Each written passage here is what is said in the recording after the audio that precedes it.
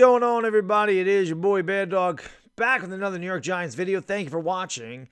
Always appreciate it very much. Do me a favor, hit the like button. Helps out the video more than you know. Hit the subscribe button, ring the bell. You got nothing to lose. It's all free and easy to do. And, of course, I really do appreciate you watching. Be live tonight, 9:45 at the Lakers and the Bucks. You want to come by and hang out for that one. It ought to be an interesting game. See what they do with Russell Westbrook after he got benched in overtime. But it ought to be interesting. Obviously, a couple things. The big news today, I guess, if you're a Giants fan, is the Giants do go out and get Don Wink Martindale, as their defense coordinator. Guys my age remember Wink Martindale as the host of Tic-Tac-Doe. I don't know if that's where Don Wink Martindale got his nickname or not, because, you know, I would imagine it is. I think the original Wink Martindale has been around a lot longer than Don Martindale, but I digress. I don't know if this really comes as any surprise to anybody. I felt like he was going to be the favorite initially when I did the video about them bringing him in. I heard rumors that, you know, Brian Daboll was really high on Wink Martindale and he really liked him. And it just kind of seemed like that was the case. And I kind of mentioned this in the Talk of Giants stream the other night. And maybe it isn't the case. Maybe it was just this year. But it seemed like whenever the Giants bring somebody in for their initial interviews, like the first person they interview seems to be the one that they always want. But I could be wrong about that. It just seems that way to me, that it's been going that way. So I don't really think this was any surprise to anybody. The Giants do go out and they get an experienced defensive coordinator. Now, our coaching staff has some experience, but Kafka has never been an offensive coordinator and Daboll's never been a head coach. So obviously we get a guy that has defensive coordinator experience, and he did a pretty damn good job at Baltimore.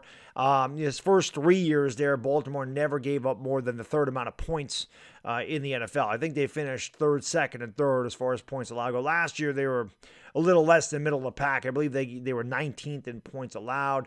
So obviously they took a step back a little bit last year. The team did. The team started out 8-3, and they lost their last 6 games of the season. So again, Wink Martindale, I feel like he's a pretty decent defense coordinator. I'm certainly not upset with that.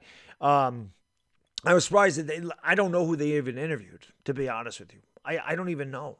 I didn't hear anything else about them interviewing. I heard that they were high in Vic Fangio. I don't think they ever brought Fangio in for an interview, but obviously they decided to go in this direction with an experienced defensive coordinator in Don Martindale, who is a very aggressive defense coordinator. This will definitely be something that, as Giants fans, we haven't seen probably since the Spagnuolo days. I do actually, now that I think about it, they did bring in Jim Schwartz for an interview, which would have been interesting because he's another one that is very aggressive on defense. At least he was with the Eagles. So, that was interesting too. But, we haven't had an aggressive defense in a while. And again, I don't believe that was entirely Patrick Graham. I believe a lot of that had to do with Joe Judge and his coaching philosophy of just being as conservative can be, and never be aggressive and never take any chances. And that was just our team the last 2 years. Not that we had a lot of talent, but they didn't really take any chances. And to be honest with you, when you have no talent and you're a bad team, why don't you take more chances?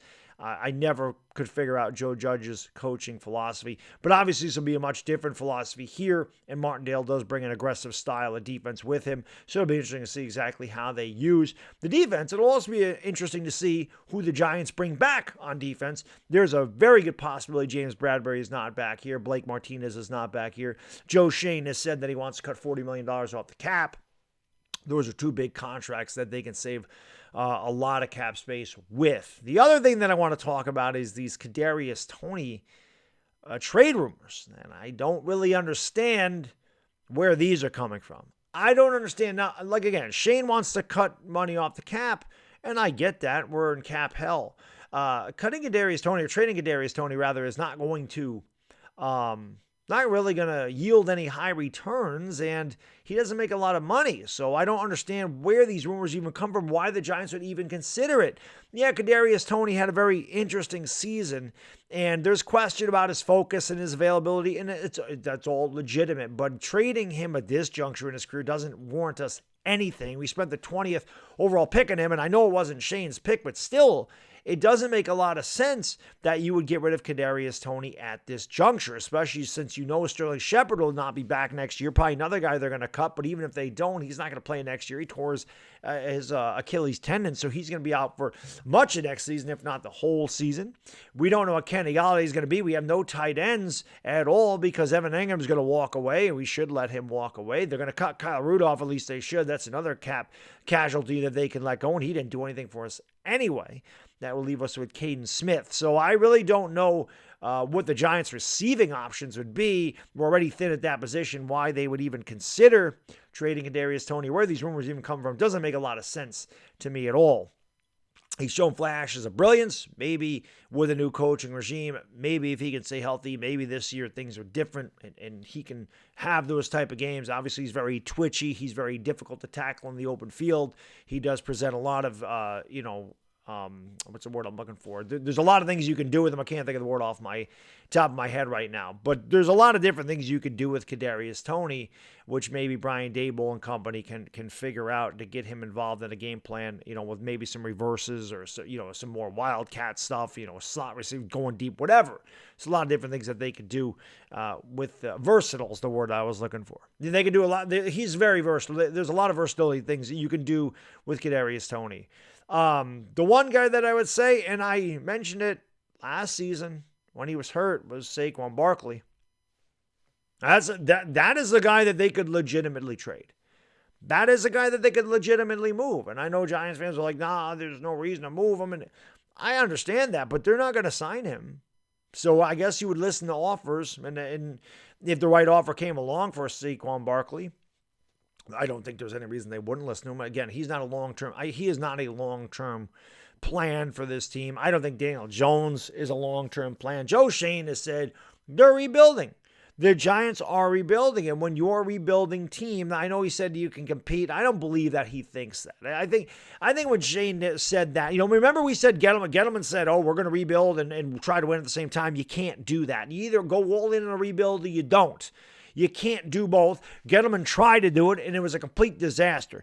I think Joe Shane was just trying to appease the media and the fans by saying, listen, we're going to compete, but at the same time, he doesn't want to come out and go, we're going to go out on a full rebuild, and we might only win 4 games again. I don't think you want your GM saying that, but deep down inside, if you're really going to go through and actually rebuild this team, you're going to have a couple of lean years. We've had 5 lean years here, but if you're going to tear this down and rebuild it properly, yeah, I will deal with another couple more lean seasons if you're showing big-time progression, and in 3 years' time, you're back to being competitive. And we didn't do that properly this time around. So you're going to see some bigger names probably get moved. Like I said, a Bradbury, a Blake Martinez, a Saquon Barkley, perhaps he is moved. So we'll see exactly what the Giants want to do with that. But the Kadarius Toney thing to me just doesn't make a lot of sense. He's on a rookie contract. We're thin at the receiver position as it is. And I don't know what you're going to get for him anyway. So to me, just keep Kadarius Toney around for another year. Let's see if Daboll and company can get something out of him. See if that he's ready to go and he is focused and he can get on the field and stay on the field. And then we'll see what we got with him. And if he's bad in 2022, then maybe you look to move him. But right now, those rumors, I don't know where they came from or why they're out there, but I just can't see Kadarius Toney getting traded. It doesn't make a lot of sense to me. Anyway, that's all I got in this video. As always, I appreciate you watching. Let me know your comments. Let me know your thoughts down below in the comment section. Let me know what you think about Wink Martindale. Good move for the Giants, bad move for the Giants. Kadarius Toney, what do you think? Are those trade rumors a complete farce, or is there something to them? Is there some legitimacy to those rumors? What I do want to say is this in closing. I do like the coaching staff that the Giants are putting together. I like that they got some experience in here with Wink Martindale. And, hopefully these guys can get it together. I'm not expecting miracles. I'm not going to sit here and think that this team is going to get turned around in one season because I know better and I know it's not going to. If it does, it's going to be a pleasant surprise. I don't see it happening, and I'm not going to get way ahead of myself. But I do think that this coaching staff can be legitimate. I like the way they've done it. I think it's a good mix of people. And we'll see exactly what it translates to in 2022. Anyway, that's all I got in this video. As I said, thank you for watching. It's Bad Diggy Dizzle. Enjoy the rest of your Tuesday. I'm gone. Peace.